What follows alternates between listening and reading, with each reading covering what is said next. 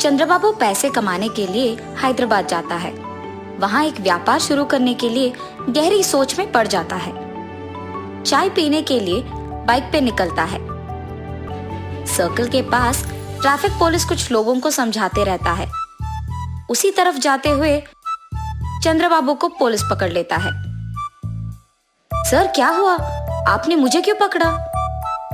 तुमने हेलमेट नहीं पहना और वो कानून के खिलाफ है, इसीलिए मैंने तुम्हें रोका है। गलती हो गया है सर, इस बार के लिए माफ कर दीजिए।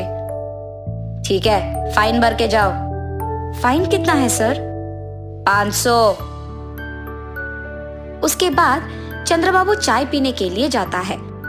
चाय पीते हुए उसे एक विचार आता है, वैसे तो मैं यहाँ एक व्यापार शुरू करने के लिए आया हूँ ना, तो क्यों ना मैं एक हेलमेट का दुकान खोलूं।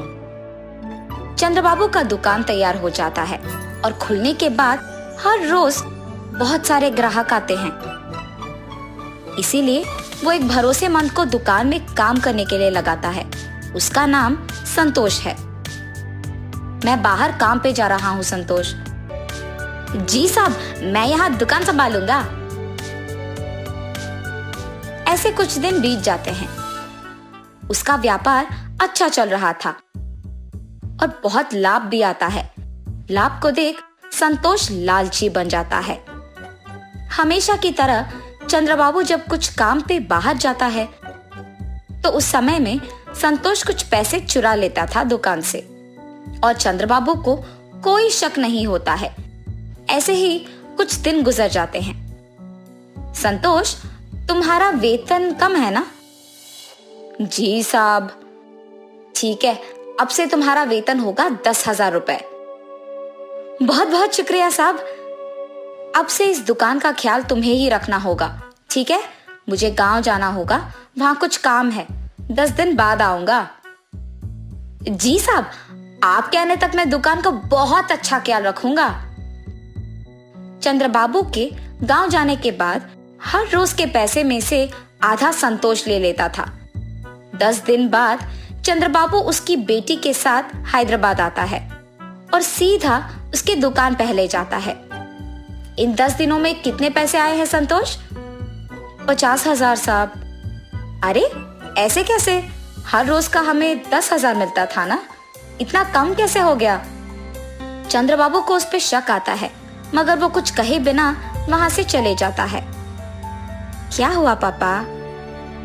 कुछ नहीं बेटी, मेरे गांव आने से पहले हमारा दुकान लाभ में चल रहा था, लेकिन इन 10 दिनों में बहुत कम हो गया है। लगता है कि हेलमेट ज्यादा नहीं बिक रहे। पापा, शायद संतोष कुछ पैसे ले रहा है। अरे नहीं नहीं, वो ऐसे नहीं करेगा, बहुत ईमानदार है वो। अच्छा ठीक है पापा, आप आके पहले खाना खा लीजिए। सुबह के समय में दिव्या दुकान को किसी के आने से पहले एक सीसी कैमरा लगवाती है और वहां से चले जाती है। हमेशा की तरह रोज के पैसों में से कुछ संतोष ले लेता है और ये सब दिव्या सीसी कैमरा के फुटेज में देखती है। लेकिन सीसी कैमरा के बारे में दिव्या के अलावा और किसी को नहीं पता था। दिव्या उसके पिता को ये सब दिखाती है और चंद्रबाबू को बहुत गुस्सा आता है। संतोष, तुमने मुझे धोखा क्यों दिया? मैंने कुछ नहीं किया साहब। हर रोज दुकान से तुम ही पैसे निकाल रहे हो। अयो नहीं साहब, मैंने नहीं लिया। ये लो सबूत। उसे देख संतोष के मुंह से एक शब्द नहीं निकलता है। मुझसे बहुत बड़ी गलती हो गई है साहब, मुझे माफ कर दीजिए। तुम्हारे भरोसे पे मैंने इस दुकान को छोड़कर अपने गांव गया हूं और तुमने मुझे धोखा दिया। अब तुम्हारा यहाँ कोई जगह नहीं हो सकता है। अगर कोई हम पे भरोसा रखता है तो हमें उनका भरोसा ऐसे नहीं तोड़ना होगा। धोखा देना बुरा है।